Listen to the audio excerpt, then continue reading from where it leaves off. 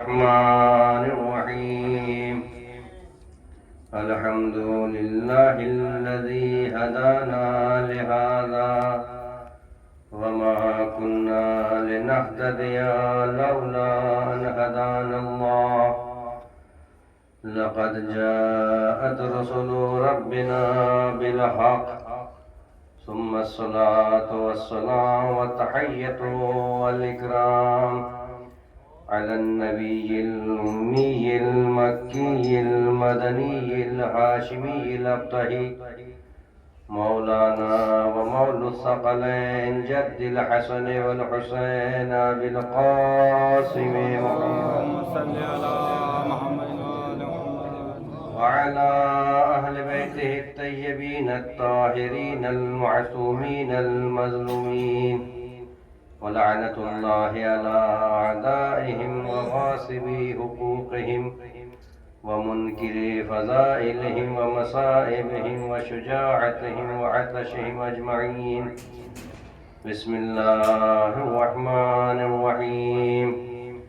رب اشرح لي صدري ويسر لي أمري واحلل عقدة من لساني يفقهوا قولي. أما بعد فقد قال سبحانه تبارك وتعالى بسم الله الرحمن الرحيم والشمس وضحاها والقمر إذا طلاها. درود پڑھیں محمد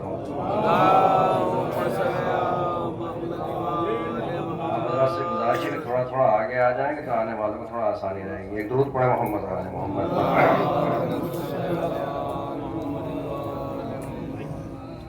عزیزان محترم، ماتمداران سید الشہداء، یہ مجلس جلوس کی مجلس ہے تو یہ بہت ہی مختصر سی مجلس ہے. صرف مصائب ہوں گے. اس مصائب تک پہنچنے کے لیے 2-3 منٹ فضائل کے. میں نے قرآن مجید کا 30واں پارہ، اس کا سورہ والشمس کی ابتدائی 2 آیت کی تلاوت کی ہے. پروردگار عالم ارشاد فرما رہا ہے والشمس وضحاها، سورج کی قسم اور اس کی روشنی کی قسم. والقمر اذا تلاها، اور چاند کی قسم اور اس کے سورج کے پیچھے آنے کی قسم. آپ دیکھیں، ظاہر ہے کہ یہ باتیں سورج اور چاند کی ہیں جو آسمان میں نکلتے ہیں. پروردگار ان کی قسمیں کھا رہا ہے. یہ جو آسمان میں سورج اور چاند نکلتے ہیں یہ زمین والوں کے لیے ہیں. یعنی ہم یہاں سے جب چاند کو دیکھتے ہیں تو وہ ہمیں آسمان پر نظر آتا ہے، ہم سورج کو دیکھتے ہیں تو وہ آسمان پر نظر آتا ہے. لیکن اللہ کی ایک مخلوق ایسی ہے کہ جو آسمان پر رہتی ہے. اس کے لیے بھی تو چاند اور سورج ہونے چاہیے کہ نہیں ہونے چاہیے؟ تاکہ اس کے لیے بھی چاند اور سورج ہے. تو یہاں پر ہم نے اس سے مراد لی کہ سورج سے مراد پیغمبر اسلام ہے اور چاند سے مراد حضرت علی ابن ابی طالب ہے. درود پڑھیں محمد وآلہ تو پروردگار عالم قسم کھا رہا ہے. سورج کی قسم جب وہ اپنی آب و تاب کے ساتھ نکل آئے، جب اس کی روشنی پھیل جائے، جب اس کی روشنی پورے عالم کو گھیر لے، اس وقت سورج کی قسم. پھر اس کے بعد چاند کی قسم کھا رہا ہے کہ چاند کی قسم جب وہ سورج کے پیچھے پیچھے آئے. یعنی سورج کی قسم کھائی گئی، اس کے بعد بلا فصل چاند کی قسم کھائی گئی. اب آپ دیکھیے کہ ایک طرف آسمان والا سورج ہے اور ایک طرف زمین والا سورج ہے. ایک طرف آسمان والا چاند ہے، ایک طرف زمین والا چاند ہے. اب آپ دونوں کو ملائیے، کیا دیکھیں گے؟ تاکہ جیسے ہی سورج نکلا اور اس نے اپنی جوانی کو کراس کرنا شروع کیا، 12 بجے وہ اپنے عروج پر پہنچا. عروج کے بعد جیسے ہی زوال کی طرف چلا، اب جیسے ہی شام آنا شروع ہوئی اور شام اپنی آب و تاب کے ساتھ اس مقام پر پہنچی اب سورج غروب ہونا چاہتا ہے، تو اب سورج نے کیا کیا؟ کہا کہ سورج نے اپنا جانشین، اپنا قائم مقام چاند کو بنا دیا، اپنا قائم مقام، اپنا جانشین چاند کو بنا دیا۔ کہا کہ آج سے یا اس وقت سے دنیا تیرے حوالے ہے۔ تب عزیزان گرامی مجھے کہنے دیجئے کہ جو زمین کا سورج ہے اس نے اپنی جانشینی چاند کے حوالے کر دی، تو عزیزان گرامی جو چاند والوں کے لیے سورج ہے، جو آسمان والوں کے لیے سورج ہے، جب وہ اس دنیا سے جا رہا تھا تو کیا وہ اپنی جانشینی، اپنی خلافت، اپنی وصایت کسی ایسے کو حوالے نہ کرتا؟ ایک درود پڑھیں محمد و آل محمد پر۔ جیسے ہی سورج غروب ہونے لگا ویسے ہی اس نے اپنا جانشین چاند کو بنا دیا۔ تو عزیزان گرامی جملہ بدل کر یوں کہوں، جیسے ہی پیغمبر اس دنیا سے جانے لگے بلا فصل پیغمبر نے اپنا جانشین علی ابن ابی طالب کو بنا دیا۔ یہ باتیں ہیں، آپ دنیا میں کہیں بھی گھوم لیجئے، کہیں کسی قوم، کسی قبیلے میں، کسی ملک میں چلے جائیے، وہاں پر یہی پائیں گے۔ کیا کبھی کسی کو دیکھا ہے کہتے ہوئے کہ محرم کا سورج؟ کسی کو دیکھا ہے سفر کا سورج؟ کسی کو کہتے ہوئے سنا ہے ربیع الاول کا سورج؟ کسی کو کہتے سنا ہے سفر کا سورج، ربیع الثانی کا سورج، رجب کا سورج، شعبان کا سورج؟ عزیزان گرامی آپ نے ہمیشہ یہی سنا، رجب کا چاند، محرم کا چاند، سفر کا چاند، ربیع الاول کا چاند، رمضان کا چاند۔ یعنی سورج نے اپنی پوری کی پوری طاقت اور قوت، تمام حقوق کس کو دے دیے؟ کہا کہ سورج نے چاند کو دے دیے۔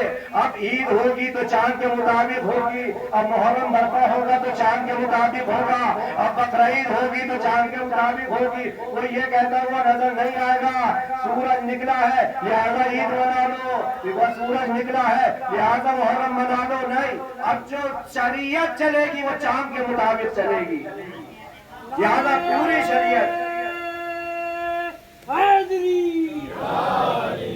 چلے گی تو چاند کے مطابق چلے گی، سورج کے مطابق نہیں چلے گی۔ لیکن آپ یہ بھی دیکھیے کہ آپ اگر گننے پر آئیں گے تو گنتے چلے جائیے۔ محرم سے شروع کریں گے کہ محرم چاند کے ذریعے سے ہوگا، ربیع الاول چاند کے طریقے سے ہوگا، سفر چاند کے طریقے سے ہوگا، ربیع الثانی کہا کہ چاند کے طریقے سے ہوگا، یہاں تک کہ 12 کے 12 مہینے چاند کے مطابق ہوں گے۔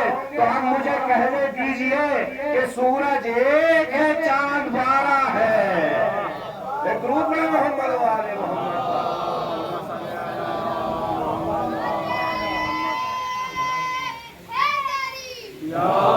ہم بھی تو زمانے کو یہی بتاتے آئے ہیں کہ ہمارے چاند 12 ہیں۔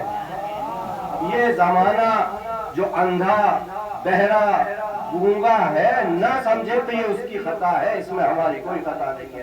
ایک درود پڑھیں محمد و آل محمد۔ آپ تاریخ کا مطالعہ کر لیجئے، تاریخ میں بہت سارے ایسے شخصیتیں ہیں کہ جن کو چاند کہا گیا، جن کو قمر کہا گیا۔ کون ہے؟ کہا کہ عبد مناف کو قمر کہا گیا، قمر بطحا۔ جناب عبداللہ پیغمبر کے والد گرامی، ان کو کہا گیا قمر حرم۔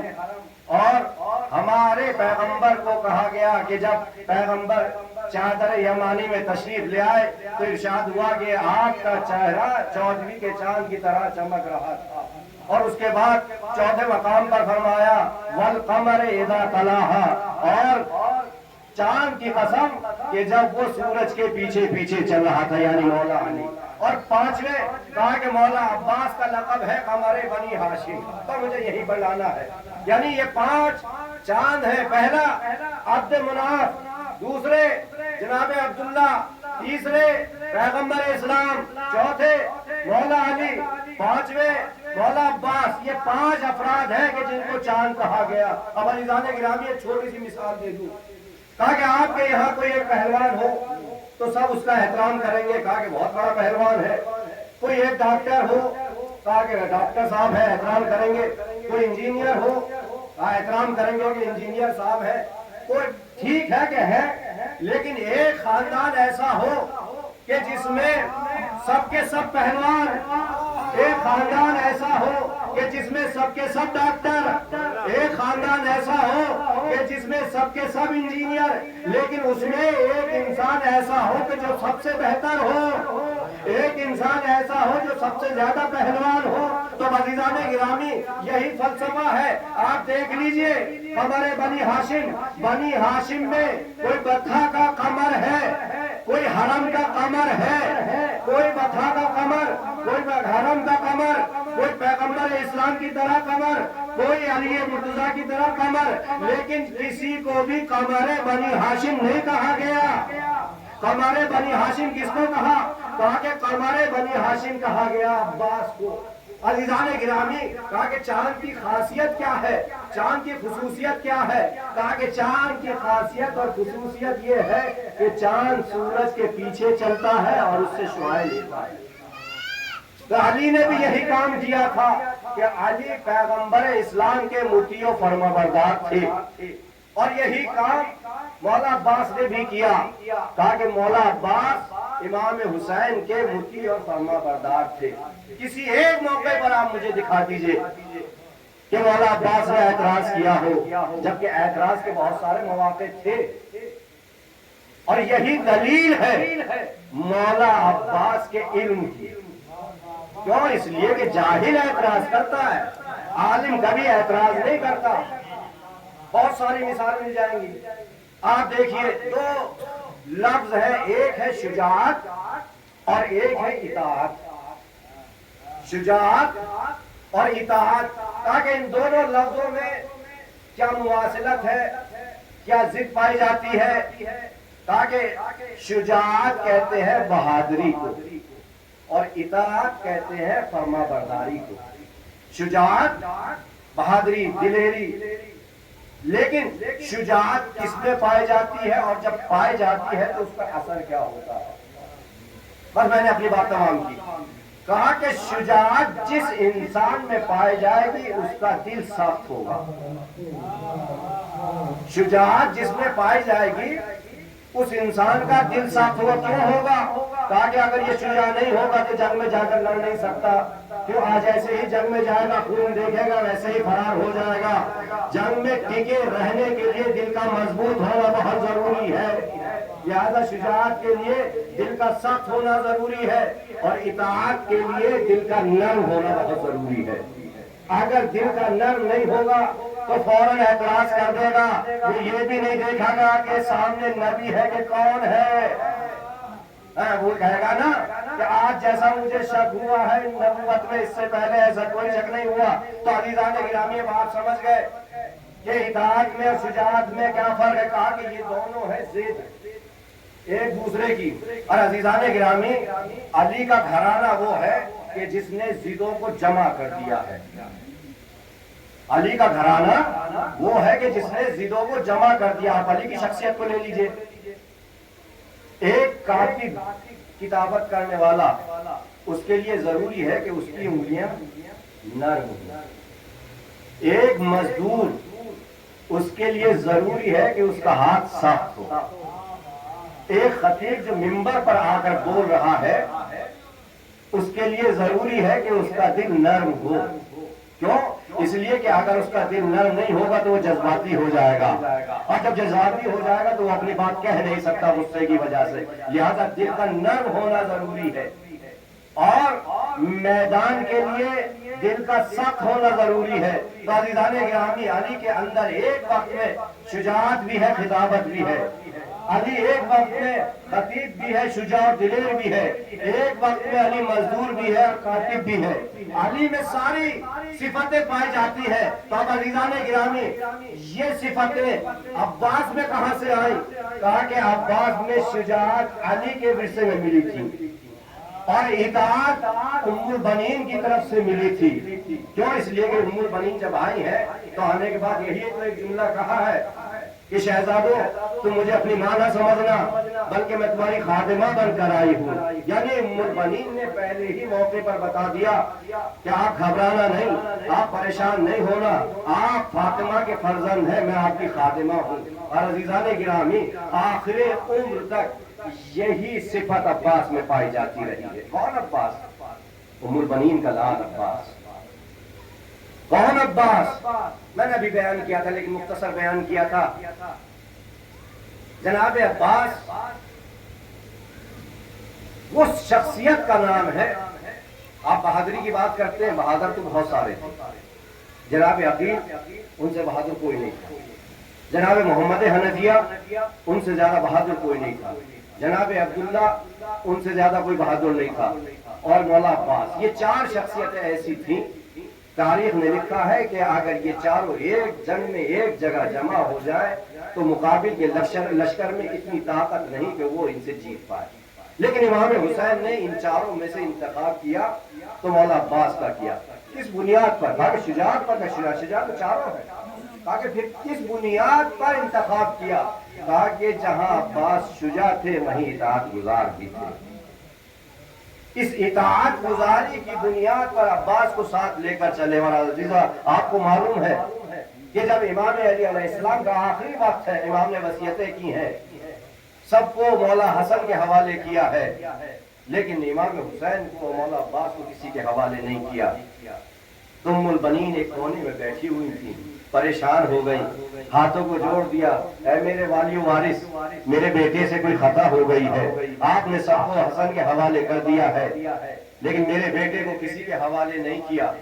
تو امام نے مولا عباس کو بلایا، امام حسین کو بلایا۔ اب عزیزو یہاں پر مجھے نہیں معلوم کہ تاریخ کیا کہتی ہے، لیکن میں نے ذاکرین سے یہی سنا ہے کہ ایک طرف عباس کا ہاتھ رکھا، ایک طرف حسین کا ہاتھ رکھا، عباس کے ہاتھ میں حسین کا ہاتھ دیا ہے اور یہ فرمایا ہے کہ اے بیٹا عباس، میں نے تمہیں کربلا کے لیے پروردگار سے مانگا تھا۔ ہاں عزیزان گرامی، عباس کے حوالے حسین کو کیا گیا ہے، حسین کے حوالے عباس کو نہیں کیا گیا۔ اور یہی عباس ہے کہ اس عباس نے اپنے بابا سے سنا تھا کہ ایک وقت وہ آئے گا جب میرا حسین بھوکا اور پیاسا رہ جائے گا۔ عزیزان گرامی جیسے ہی اس کو سنا، عباس نے راتوں کو سونا چھوڑ دیا تھا۔ نہ معلوم کس وقت میرے آقا کو پیاس لگ جائے اور غلام سوتا رہ جائے۔ عزیزو کئی راتیں ایسی گزر گئی کہ عباس سوئے نہیں۔ جیسے ہی جناب زینب کو پتا چلا، جناب زینب آتی ہیں، آنے کے بعد عباس کو بلاتی ہیں، بھیا عباس، میں نے سنا ہے کہ تم نے راتوں کو سونا چھوڑ دیا ہے، کیا وجہ ہے؟ تمہاری آنکھیں سوجی ہوئی ہیں، آنکھوں پر ورم آ رہا ہے۔ تو عباس نے ہاتھ جوڑ دیے، شہزادی میں نے سنا ہے کہ کسی بھی وقت میرے آقا کو پیاس لگ سکتی ہے، میں ڈرتا ہوں کہ میرے آقا کو پیاس لگ جائے اور میں سوتا رہوں، لہذا میں نے سونا چھوڑ دیا ہے۔ تو شہزادی نے فرمایا، بھیا عباس، یہ مدینے کا واقعہ نہیں ہے بلکہ یہ کربلا میں پیش آنے والا واقعہ ہے۔ ہاں عزیزان گرامی آپ آمادہ ہو گئے، یہی عباس ہے نا کہ جو قدم بقدم حسین کے ساتھ چل رہا ہے، ہر قدم پر حسین کا ساتھی بنا ہوا ہے، ہر قدم پر حسین کا محافظ بنا ہوا ہے۔ عزیزان گرامی اگر عباس کی جنگ دیکھنی ہو تو جنگ صفین دیکھ لیجئے، اگر عباس کا صبر دیکھنا ہو تو کربلا میں آ جائیے۔ شب عاشور جب شروع ہونے والی تھی تو ہلال جناب عباس کو پکڑ کر لے کر جاتے ہیں اور فرماتے ہیں کہ اے عباس، تمہیں معلوم ہے تمہارے بابا نے تمہیں کیوں مانگا تھا، کس دن کے لیے مانگا تھا؟ تو عزیز و مولا عباس فرماتے ہیں کہ ہلال، کیا تم مجھے جوش شجاعت دلا رہے ہو؟ ایک مرتبہ اجازت تو ملنے دو، پھر میں بتاتا ہوں کہ میں کون ہوں۔ ہاں عزیزان گرامی روز عاشور آ جاتی ہے، اب عباس ہیں اور حسین ہیں، سب شہید ہو چکے ہیں، انصار شہید ہو چکے، اصحاب شہید ہو چکے، علی اکبر موجود ہیں، اون محمد شہید ہو چکے، قاسم شہید ہو چکے ہیں۔ ہاں عزیزان گرامی عباس کھڑے ہوئے ہیں اور فرماتے ہیں، آقا مجھے مرنے کی اجازت دے دیجئے، آقا مجھے جنگ کرنے کی اجازت دے دیجئے۔ امام فرماتے ہیں، بھیا عباس تمہیں کیسے لڑنے کی اجازت دے دوں، تمہیں کیسے مرنے کی اجازت دے دوں، تم تو میرے لشکر کے علمبردار ہو۔ तब मौला फरमाते हैं, ए आका वो लश्कर ही कहाँ है कि जिसका मैं नंबरदार था।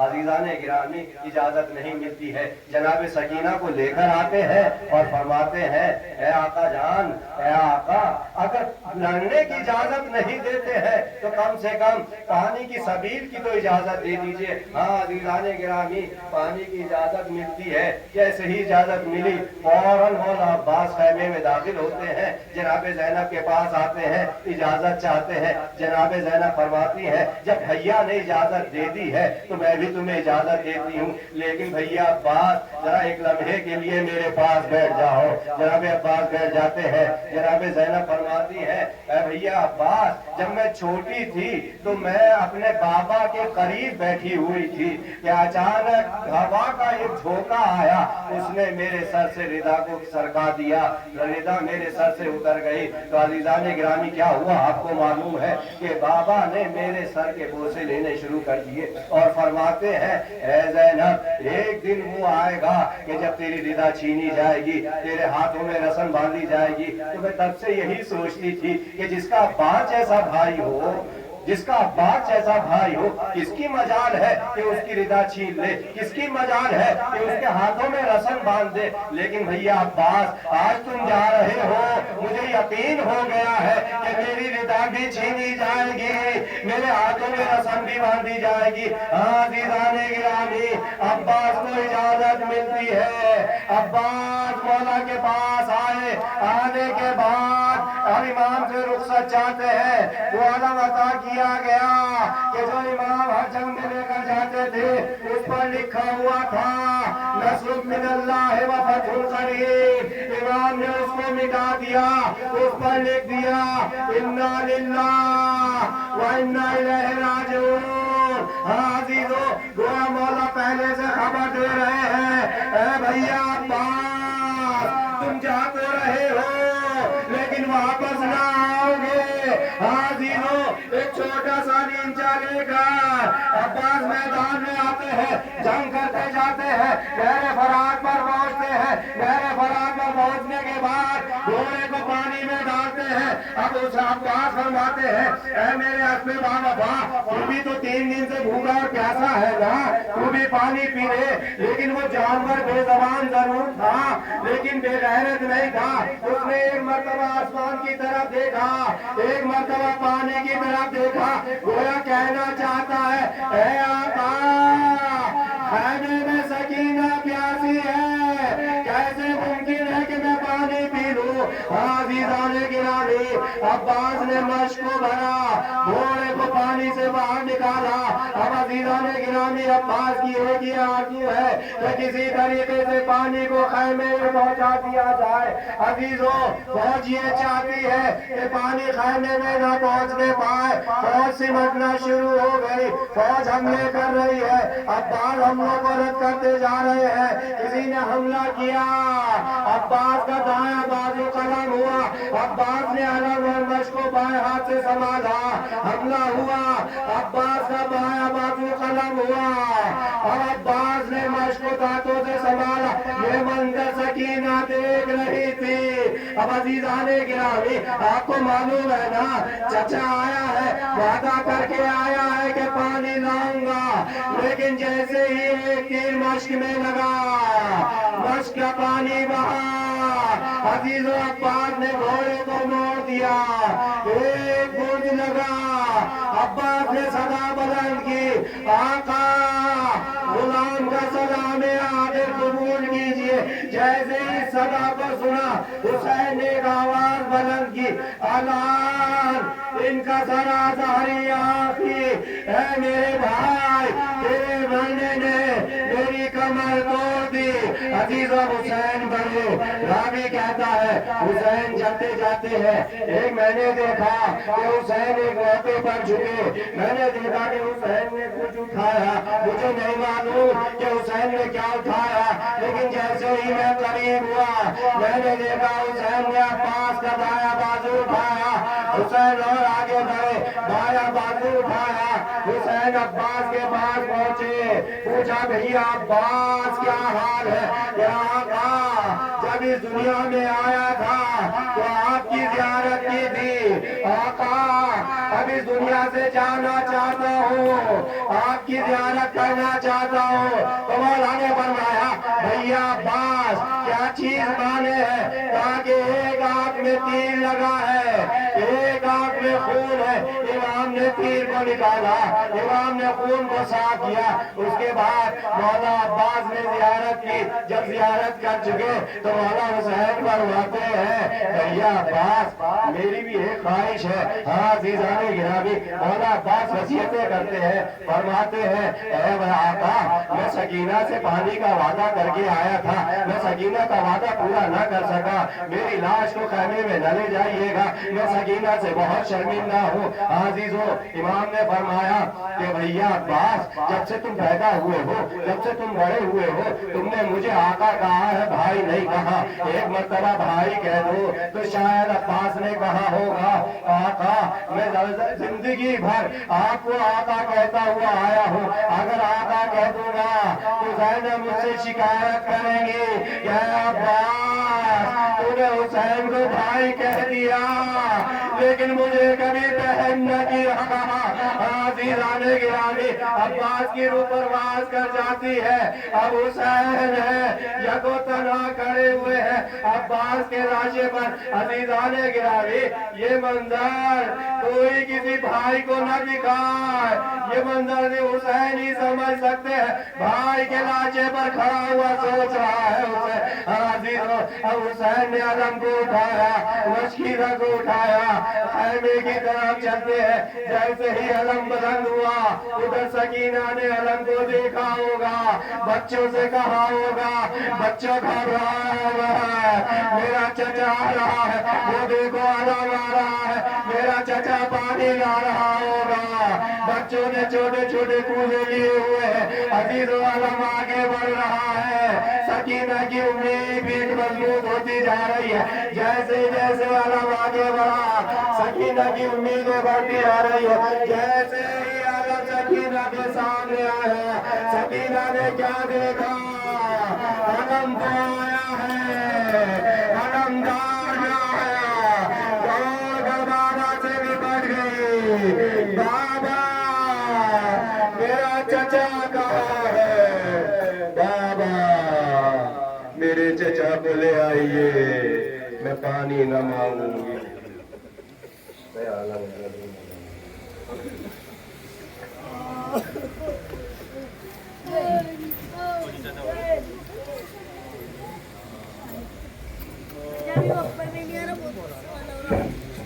بھائی تو پتا دے تنہا کا پتا دے بھائی کا پتا دے تنہا کا پتا دے گھوڑے میرے بھائی کا مجھے ہاتھ لگا دے بھائی کا پتا دے تنہا کا پتا دے اے گھوڑے کہاں ہے میرے غازی کو گرایا ارے ہم دنیا کے وارثوں کا پتا جلد بتا اے بھائی کا پتا دے تنہا کا پتا زندہ نہیں مل سکتے اگر بھائی حسین رے میدان میں لے چل مجھے اور لاش دکھا دے بھائی کا پتا دے تنہا کا پتا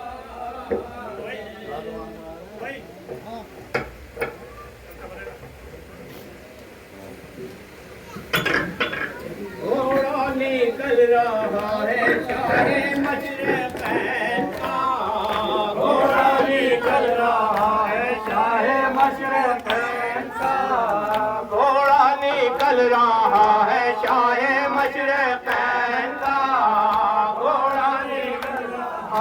शाह मशरक़ैन का। गुरबत में जिसने साथ ना छोड़ा हुसैन का, गुरबत में जिसने साथ ना छोड़ा हुसैन का। घोड़ा निकल रहा है चाहे मशरक़ैन का, घोड़ा निकल रहा है चाहे मशरक़ैन का। गुरबत में जिसने साथ ना छोड़ा हुसैन का, गुरबत में जिसने साथ ना छोड़ा हुसैन का। ये करबला में आके परेशान हो गया, ये करबला में आके परेशान हो गया। अकबर कोरन में लाके पशेमान हो गया, अकबर कोरन में लाके पशेमान हो गया। आका के कत्ल होने से हैरान हो गया, आका के कत्ल होने से हैरान हो गया। वो तीर खाए जिस्म पे बेजान हो गया, वो तीर खाए जिस्म पे बेजान हो गया। घोड़ा निकल रहा है चाहे मशरक़ैन का, घोड़ा निकल रहा है चाहे मशरक़ैन का। गुरबत में जिसने साथ ना छोड़ा हुसैन का, गुरबत में जिसने साथ ना छोड़ा हुसैन का। दूंगा भी कान डाल दिए शोरो चैन से, दूंगा भी कान डाल दिए शोरो चैन से। शिकवाना लब पे लाया शाह मशरक़ैन से, शिकवाना लब पे लाया शाह मशरक़ैन से। रोता बाजार दार यतीमों के बैन से, रोता बाजार यतीमों के बैन से। जख्मों से चूर प्याज ना कम की हुसैन से, जख्मों से चूर प्याज ना कम की हुसैन से। घोड़ा निकल रहा है चाहे मशरक़ैन का, घोड़ा निकल रहा है चाहे मशरक़ैन का। गुरबत में जिसने साथ ना छोड़ा हुसैन का, गुरबत में जिसने साथ ना छोड़ा हुसैन का। मर्दों में कौन है जिसे आकर बताएगा, मर्दों में कौन है जिसे आकर बताएगा। खेमों में जाके रांडों को क्या मुँह दिखाएगा, खेमों में जाके रांडों को क्या मुँह दिखाएगा। क्या दीजे मरीज को बस से जगाएगा, क्या दीजे मरीज को बस से जगाएगा। गैरत से सीना फाड़ के खुद मरना जाएगा, गैरत से सीना फाड़ के खुद मरना जाएगा। घोड़ा निकल रहा है चाहे मशरक़ैन का, घोड़ा निकल रहा है चाहे मशरक़ैन का। गुरबत में जिसने साथ ना छोड़ा हुसैन का, गुरबत में जिसने साथ ना छोड़ा हुसैन का। गिनने दिया ना फातिमा के नूरे ऐन को, गिनने दिया ना फातिमा के नूरे ऐन को। खुद बैठे जमीन पे उतारा हुसैन को, खुद बैठे जमीन पे उतारा हुसैन को। पुरसा भी दिया पाता है बदरो नैन को, पुरसा भी दिया पाता है बदरो नैन को। बेचैन रहा भूल गया दिल के चैन को, बेचैन रहा भूल गया दिल के चैन को। घोड़ा निकल रहा है चाहे मशरक़ैन का, घोड़ा निकल रहा है चाहे मशरक़ैन का। गुरबत में जिसने साथ ना